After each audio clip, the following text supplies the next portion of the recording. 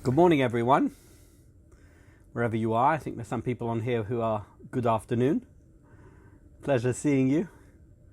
And we're going to talk. I'm going to alternate between looking at the camera and looking at the Zoom. Forgive me. First of all, Carly, I know that we have available the source sheet. I think it might be very helpful if we send the link out to those people who want to have the source sheet. And that is a wonderful idea. So if you'd like to do that, perhaps you could do that now. She's waving her finger. Okay. All right, she's about to do it. In the meantime, I want to draw your attention, if I may, to chapter 23 of Vayikra. What's chapter 23 of Vayikra? You know it very well. We talked about it last week because we spoke about the fact that there is an entire chapter in the Torah which talks principally, almost exclusively, about the festivals. It's in Parshat Emor. Why is Parshat Emor important? Because it's this week's Parsha. So in fact, this week's Parsha is going to be relevant to our discussion today, not only because we fall between the period of Pesach and Shavuot, but also because it happens to be that chapter 23, and we discussed it in the previous share, talks about the period that we refer to as Sefirat Ha'omer. I'm sure you're all very much taken with the length of my beard, but you know that during the period of Sefirat Ha'omer, we don't shave. Why? Because we commemorate the death via a plague of an undetermined nature that affected the students of Rabbi Akiva, Shelo Inogu Kovod Ish El Ochiv. They didn't practice respect for each other. They passed away.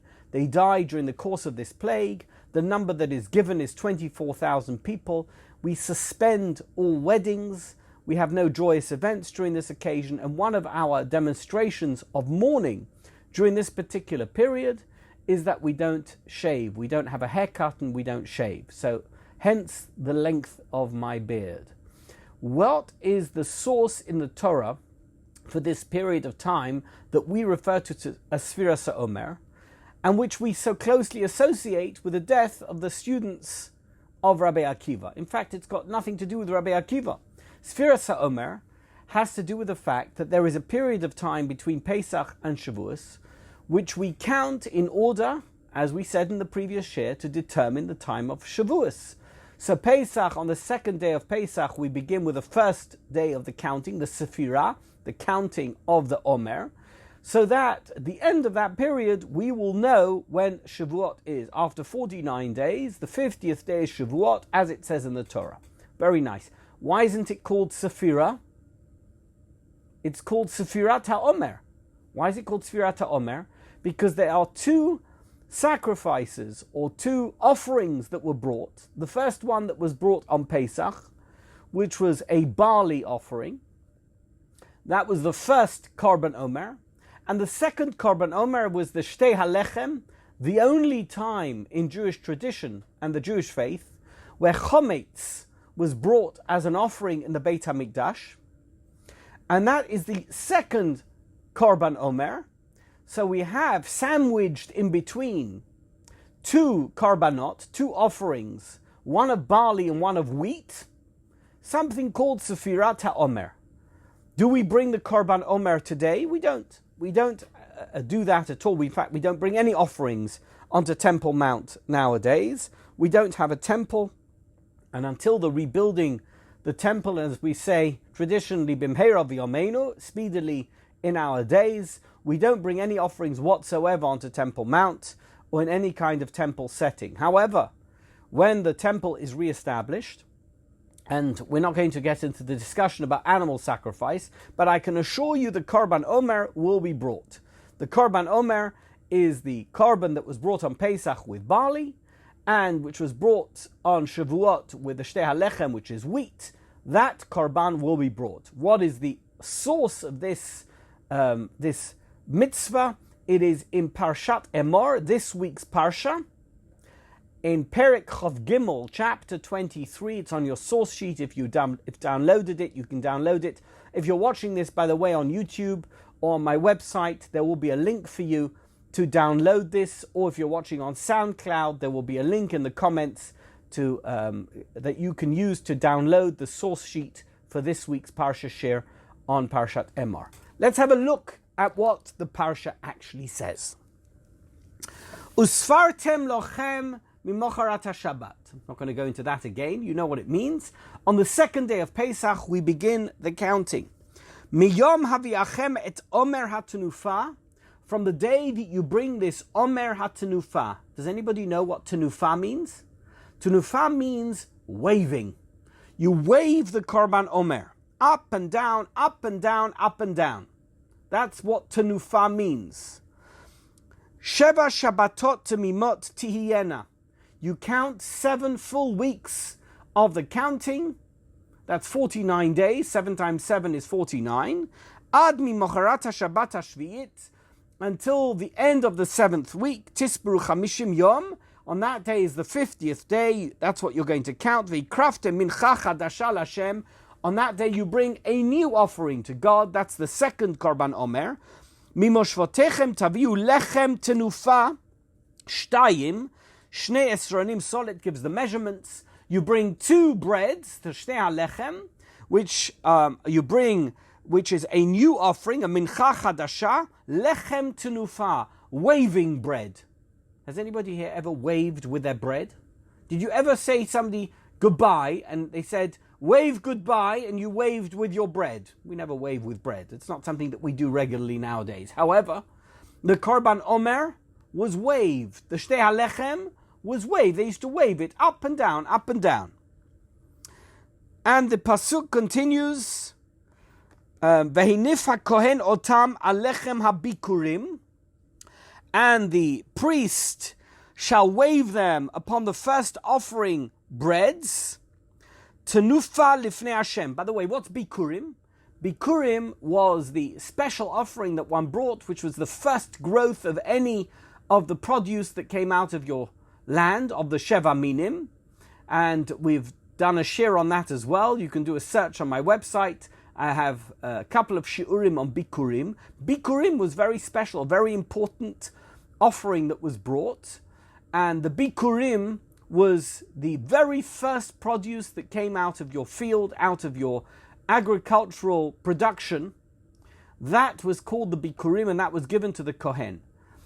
In this reference to the lechem, the shnei halechem, it's called lechem habikurim tenufa. The first of the produce bread that is waved lifnei Hashem, before God. Shnei kvasim kodesh yul Hashem hakohen. And now it gives details of the actual offering as it's brought. I want to really focus on this quite unusual idea that we bring the shtei halechem at the conclusion of the 49-day count on the 50th day, and that somehow this is related to a chapter that discusses details of our festivals, Pesach, Shavuot, Rosh Hashanah, Yom Kippur, Sukkot. What is Korban Omer and Sefirat Ha'omer doing in a chapter about festivals? Is Sefirat Ha'omer a festival? I don't think so. I'm not sure it's a festival. In fact, I'm quite sure it isn't a festival. Sefirat Ha'omer, are there any customs, festival customs that we actually associate with Sefirat Ha'omer? Quite the reverse. We have a period between Pesach and Shavuot of at least 33 days, and according to the Sfaradim, the full period of Sefirat Ha'omer, besides for Lag BaOmer, when you're not allowed to be festive at all. You can't have any weddings, you can't have any parties, you can't have any music, you're not allowed to shave. How could you do that during a festival? We're not allowed to be depressed or miserable or have any practices that have to do with misery or depression during a festival. So clearly Sefirat Ha'omer, the period between Pesach and Shavuot, it's not a miserable period. It's not a festival period. It's a miserable period. So how is it included in the period, in the chapter that talks about festivals? Why would it be included in that chapter? I turn your attention to source number 2, which is the only other source on your source sheet. Source number 2 in your source sheet regarding this week's or this year's Parshat Emor Shi'ur. It's from the Netivot Shalom. Who's the Netivot Shalom? He was the Rebbe of Slonim, the Slonim Rebbe, Rabbi Berezovsky, Shlomo Berezovsky, and he wrote the Netivot Shalom, one of the most wonderful Sfarim on the Parsha that exists. It's a blessing to anybody who understands it, who reads it regularly, and I thankfully have had this Sefer for many years. It's in 5 volumes, and I get such pleasure reading his pieces. They've been so well put together and so well thought through, and I have such pleasure reading them and often sharing them with you during the course of my Parsha share on a weekly basis. So we're going to talk about this very topic through the eyes of the Netivot Shalom, the Netivot Shalom, and the question is, why is Sefirat Ha'omer part of the festivals? Okay, let's have a look at that source sheet. Yesh lahavin, says the Netivot Shalom. We need to understand.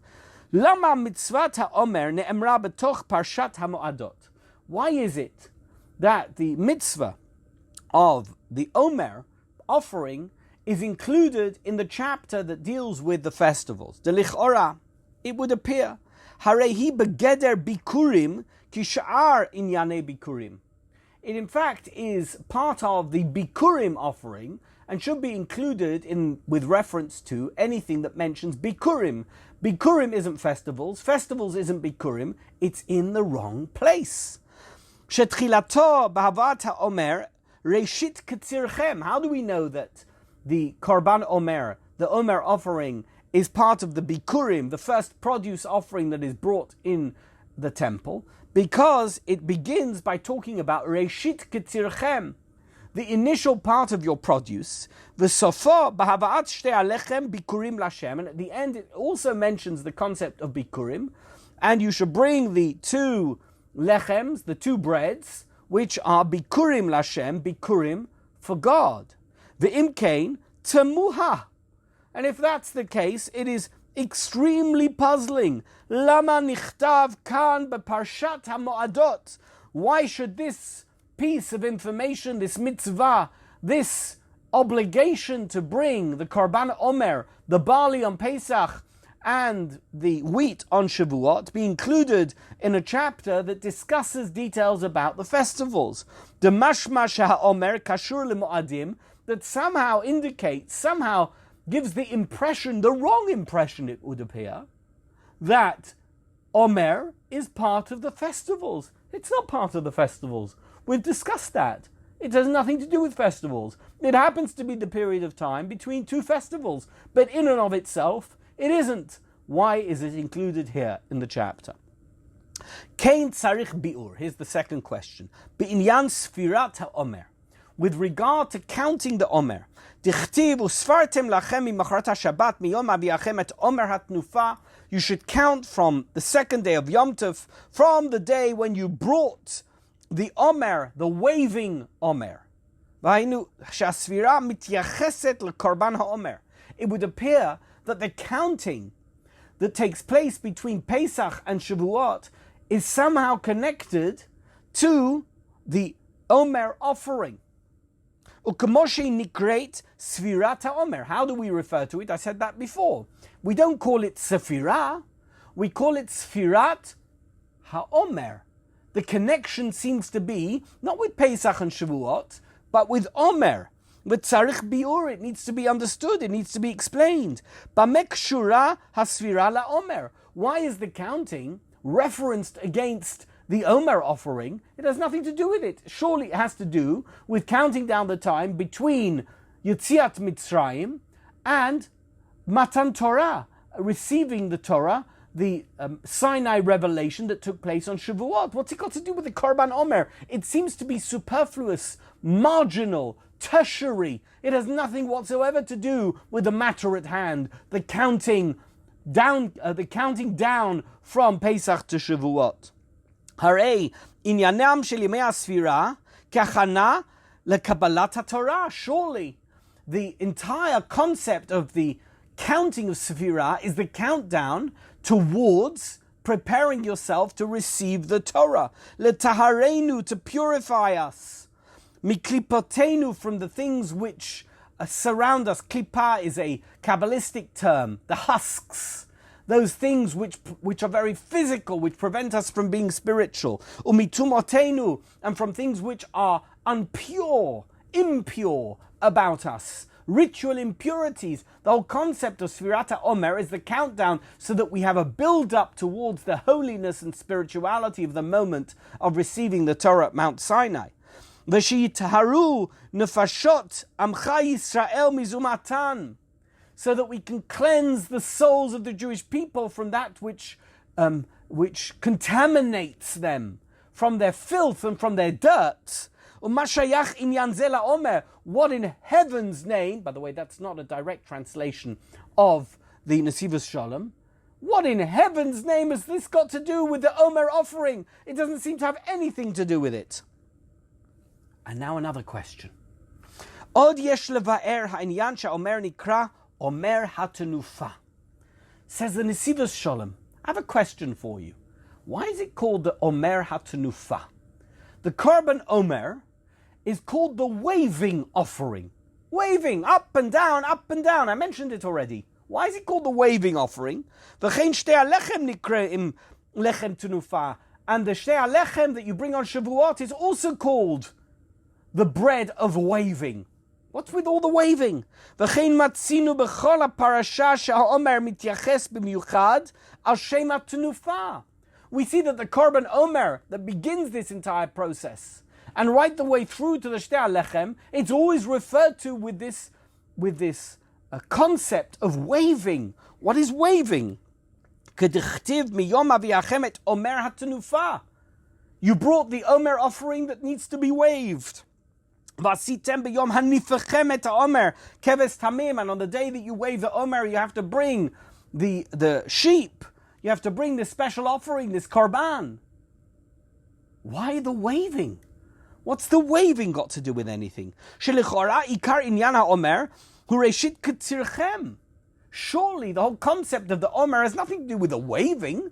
Omer HaTenufa seems to imply that the most important part of this process is waving. Really? Surely it's about bringing the produce, not to do with the waving. Imagine I gave you a gift, and there's a ritual that I need to wave it before I give it to you.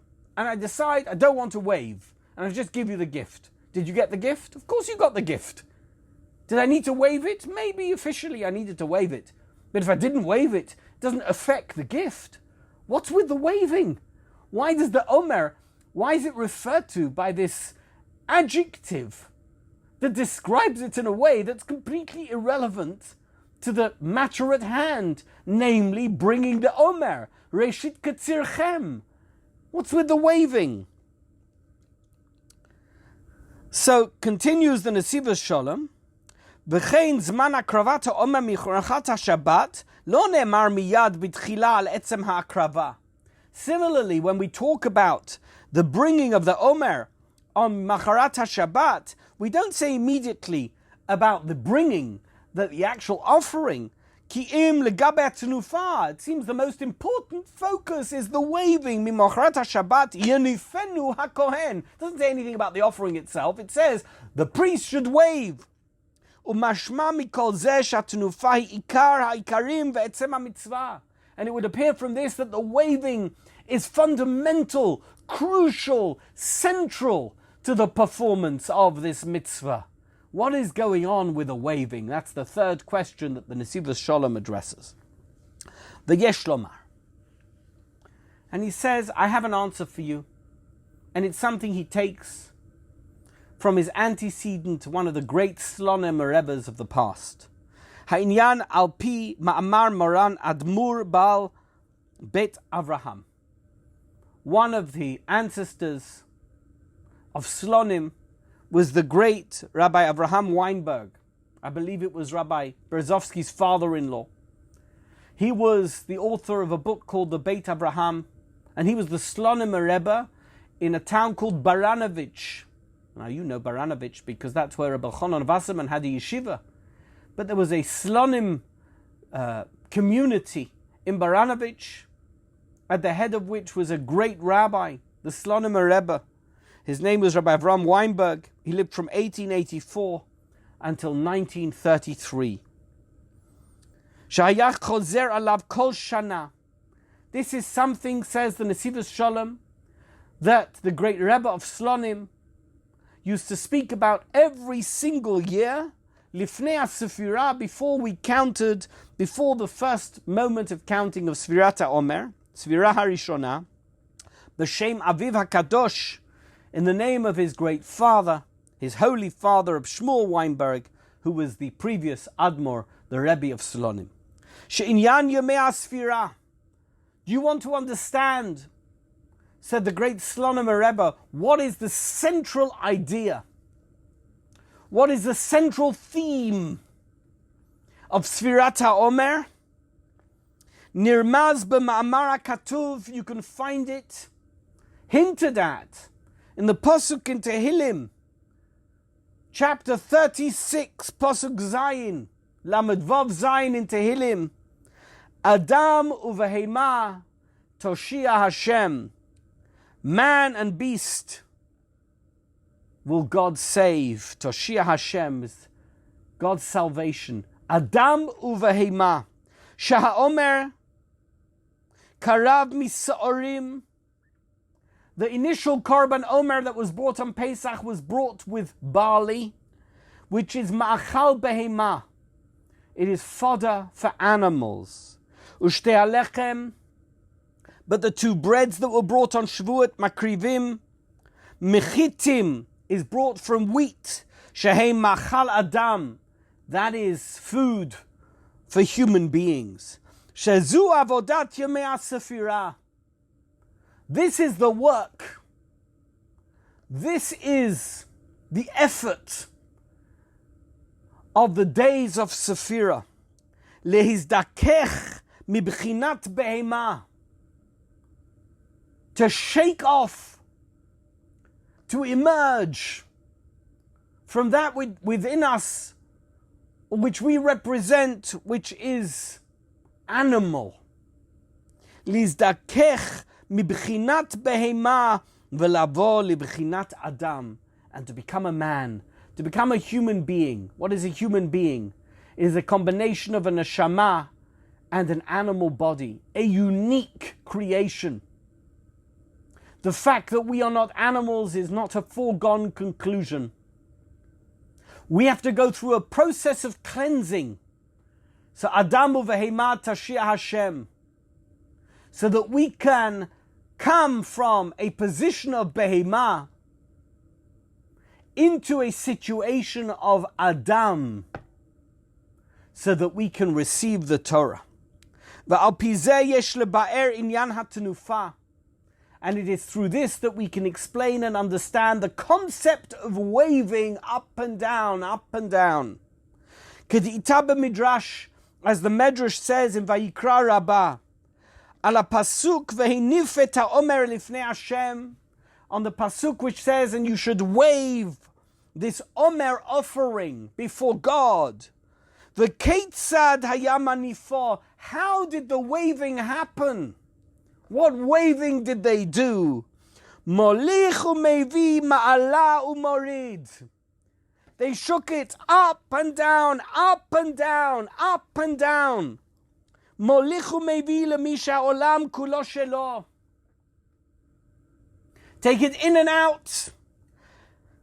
Somebody who thinks the entire world is his. It's not yours. There's an out and there's an in. There's that which is yours and that which isn't yours, and actually nothing is really yours. Boy, do we understand that now.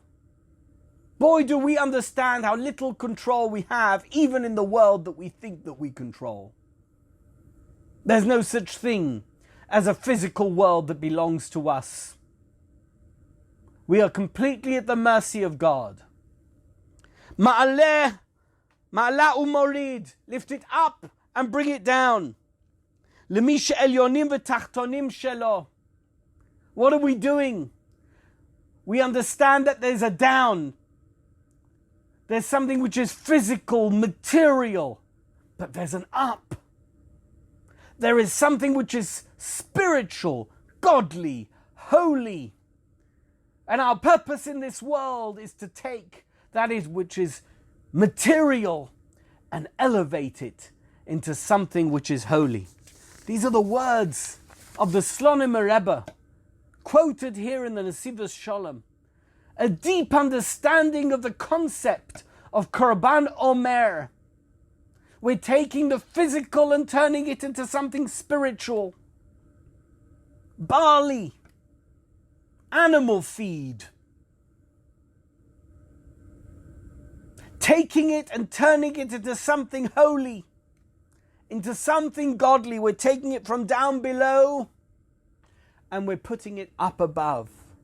We're taking it from the in that we are and saying it's the out that isn't us.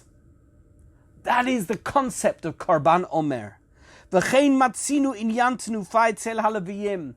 And similarly we find that the Levites, when they became servants of God in the temple of God, they were also waved by Aaron HaKohen. They had to be waved up and down. They were literally carried by the high priest, and they were taken from down below and put to up above the chtiv, as it says in the Pasuk in Bamidbar, Perek Chet. V'heinif Aaron et haLeviyim tunufa lifnei Hashem. Aaron waved the Leviim as in a waving before God. V'hayu la'avod et avodat Hashem. And then they were ready to do the work, to work for God. V'hivdalta et haLeviyim mitoch bnei Yisrael v'hayu li leHaLeviyim. You will separate the Leviim from among the ordinary folk of the Jewish nation, and the Leviim, the Levites, will be for me. Sheharon HaKohen henif kol Levi tenufa lifnei Hashem. Aaron took each and every one of the Levites. I'm a Levi, by the way. He must have done it to one of my ancestors. And he took them and he waved them before God. Uvazeh harim oto mima'amado. And in this way, he elevated him from his status, from what he was. Liot kodesh l'Hashem, to be sanctified before God. La'avod et avodat Hashem, so that he could do the work and carry out the duties of God in the temple. What does it mean? Al vazeh tenufa muraba omer. And al derech zeh, in this way we can understand what it means. The waving that was described in connection with the Korban Omer. Hatenufa. It's called tenufa, a waving offering. Not an Omer offering, a Bikurim offering. It's called a waving offering. It's called Omer hatenufa. Velechem tenufa. The most important part of that offering was the waving. This conceptual, this intrinsic change of status from something which is down below to something which is raised and elevated up above. He ikar mitzvatam. It's not the first produce part which is central, which is crucial. What's most crucial here is the demonstration of taking something which is physical and elevating it into something holy. The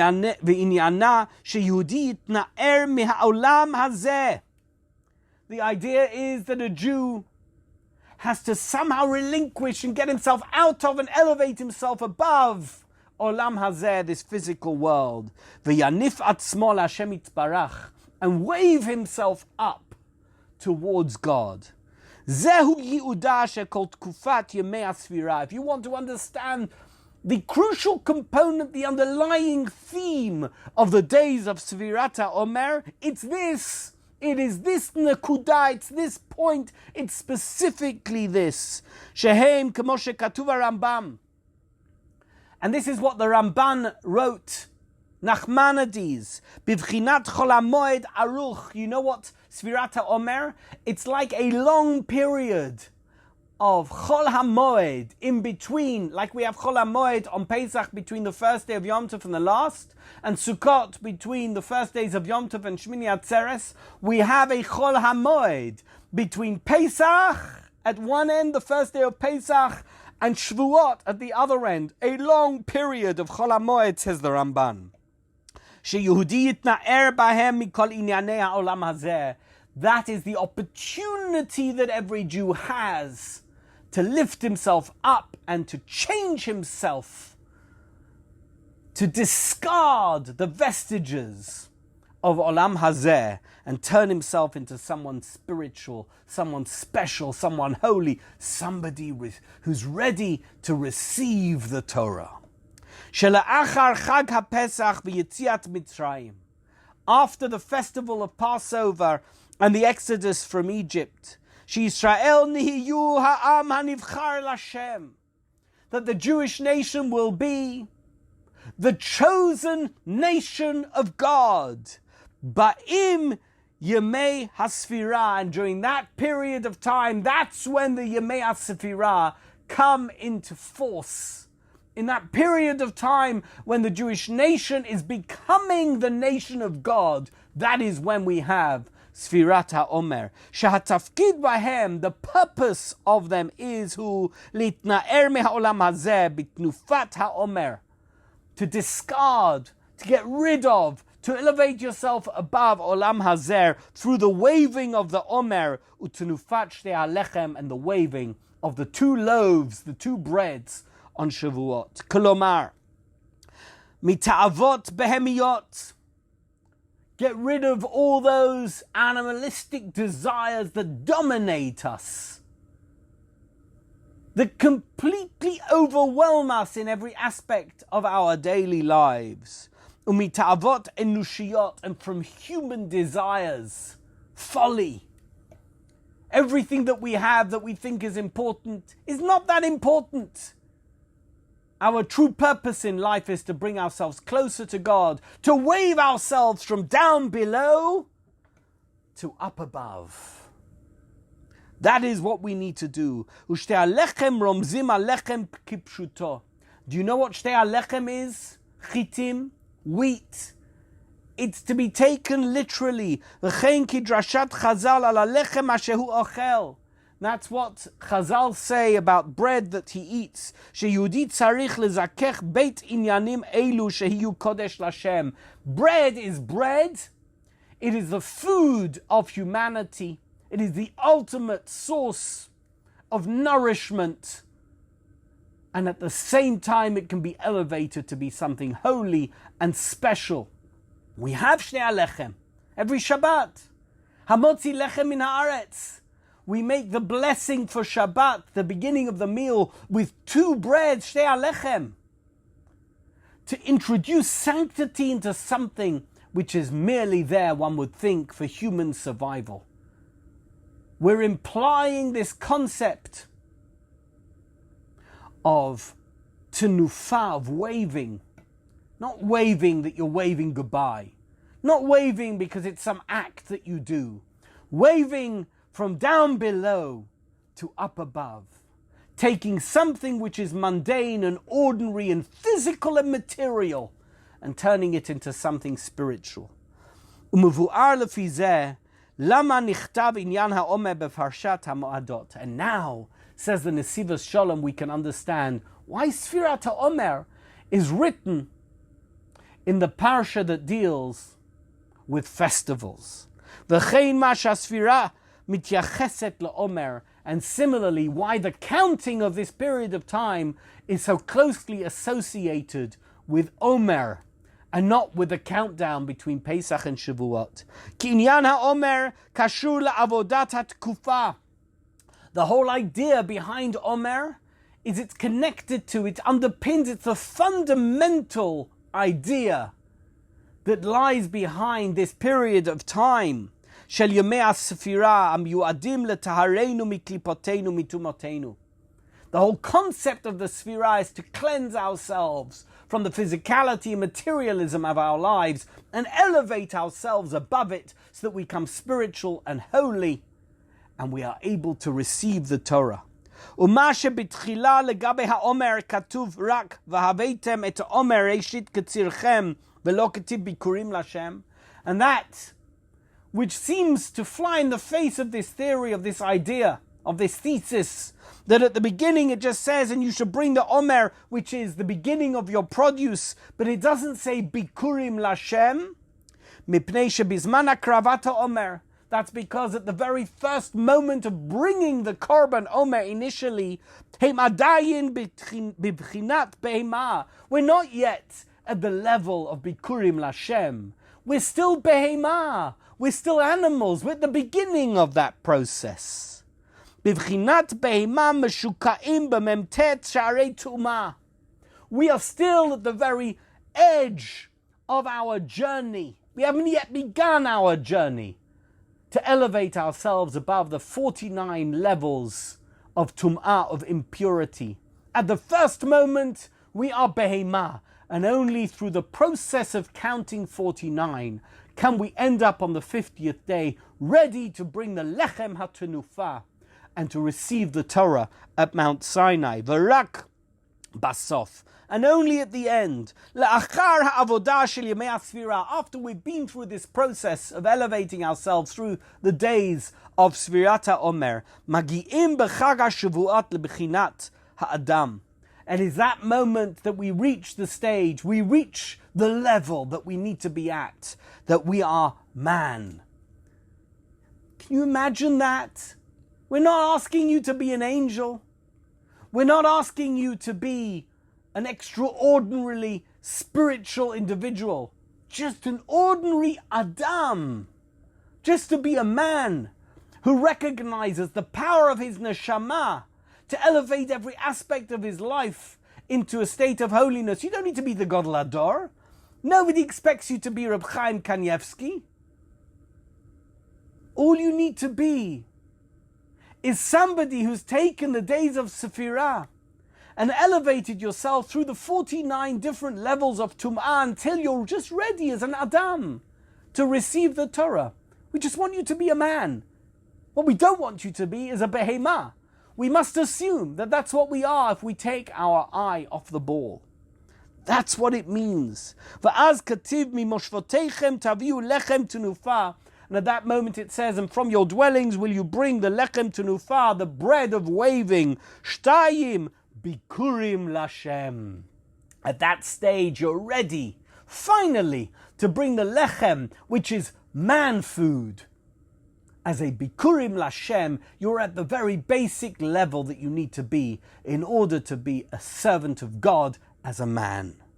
V'chein Chag HaShavuot atzmo nikra Yom HaBikurim.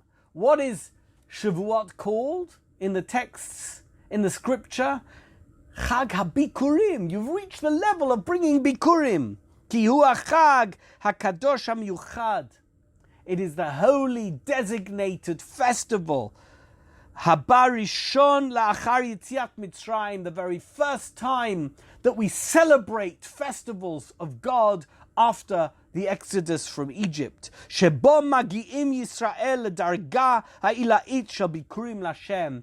For that moment. It's the first moment in the calendar year that begins with Yetziat Mitzrayim that we're at the level, the elevated level that we refer to as Bikurim Lashem. That's why it's called Chag HaBikurim. V'du ha'tachlit shel Yetziat Mitzrayim. You want to understand? This is the purpose of Yetziat Mitzrayim, of the Exodus of Egypt, from Egypt. Anochi Hashem Elokecha. The very first of the 10 commandments is, I am the Lord your God, Asher Hotzeiticha me'eretz Mitzrayim, who brought you out of the land of Egypt. Sheyehudi yizdakech be'avodato, mibchinat behema she'adam ayir pera yivaled.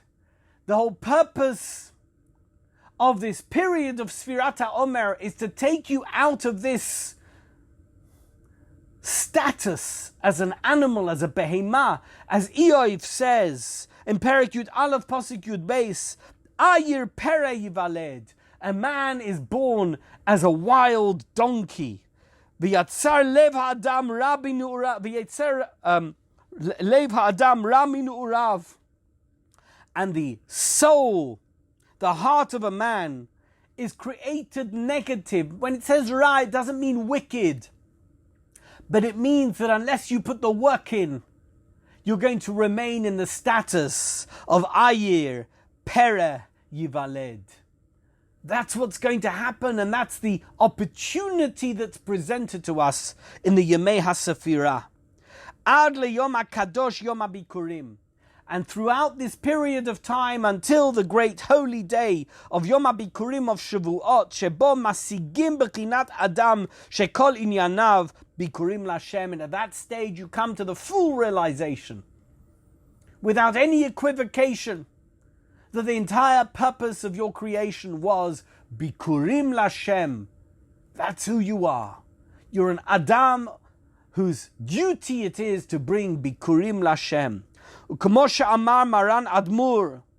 And as the great rabbi said, talking again about his father-in-law's father, the great Slonim Rebbe, Shekol Shabbat v'Yom Tov hem zecher l'tziat Mitzrayim.